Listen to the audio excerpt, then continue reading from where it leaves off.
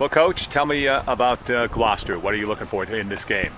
Well, Gloucester, Coach does a great job, and Gloucester is a great program. Each and every year, that they're going to reload and come out and be formidable, and they've done that. So we know that right off the bat. Number one, they're one of the more prestigious programs around, and getting them at the early year, end of the year, they're going to come to play. So that in itself makes it a tough game. Number two, going to Gloucester is going to be a very tough environment. Everybody in the North Shore knows about how Gloucester High School football, playing at their place, how difficult that can be. Yeah. So that in itself poses a problem. And then three, they're fast. This is a fast team. And one of the things I noticed about Gloucester right away is that they got really good skilled guys. They got some key components in the line. They have overall outstanding team speed. So these are all things that we're going to have to deal with. And then all these things make them formidable for this Friday. Coach, tell me about this week of practice, your preparation for the game, obviously coming off the opening loss to Lynn English. Right. So I think that we had a nice second half, and last week we were very disappointed where we came out and getting down 20-0. But if there's a silver lining, it's how we were able to respond. And I think in high school, college, pros, anytime you can come back, I think it's a sign of character. So we're trying to build off that. We've had a pretty strong practice week.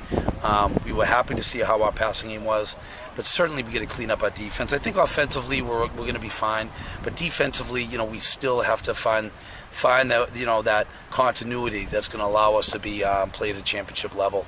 And until we do that, that's something that we're going to continue to focus on in practice and get better at.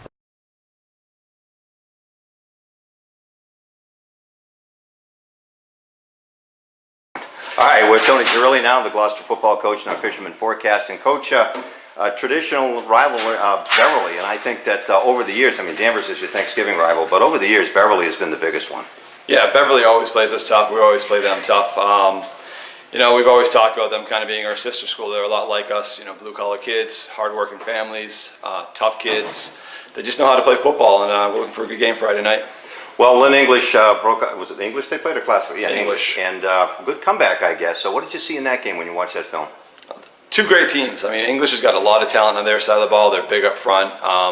And I think Beverly fell behind real quick, forced them to get out of their game plan, but their quarterback could really make things happen. He was good on his feet, gets out of the pocket, completes passes downfield, and they actually almost came back and won that game. I think Beverly's tough up front. They got a big, solid offensive line. They have some receivers that can run the ball. Their fullback's a monster. And they're just a good high school football team. And I think they got a little shell-shocked by English right off the bat, but they stayed with it. They kept fighting, and they almost made a comeback at the end. I wonder, I didn't see the game, but I wonder if that's, I remember a few years ago in your first varsity game, some of your kids who had played JV weren't quite ready for the speed of that first half, if you remember that, and then they come out like gangbusters second half. Yeah, it's tough. You got young kids, especially with Beverly. They had a great team last year, and I know they graduated a bunch of guys, so you're expecting some of these guys that might not have got a lot of playing time to kind of step into starting roles, and you're not always ready for that speed of the game, or how fast the opponent's going to move on you.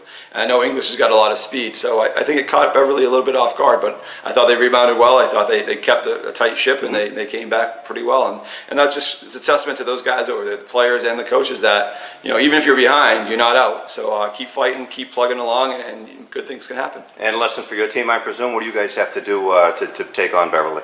Got to get a good start. Got to keep fighting. I think one of our assets is our quickness, especially on defense. So we got to use our quickness for us. I think they're big, they're strong. If we just kind of sit and take on blocks, we're going to be in trouble. We need to shed. We need to get to the ball carrier. We need 5 or 6 hats on the ball every play. And offensively, we got to do what we do. We have to execute. We watched film against Revere. We made a lot of mistakes against Revere. We need to correct those mistakes, and we need to get better. And that's our game plan every week. Get better every week. Keep executing, and play good team defense.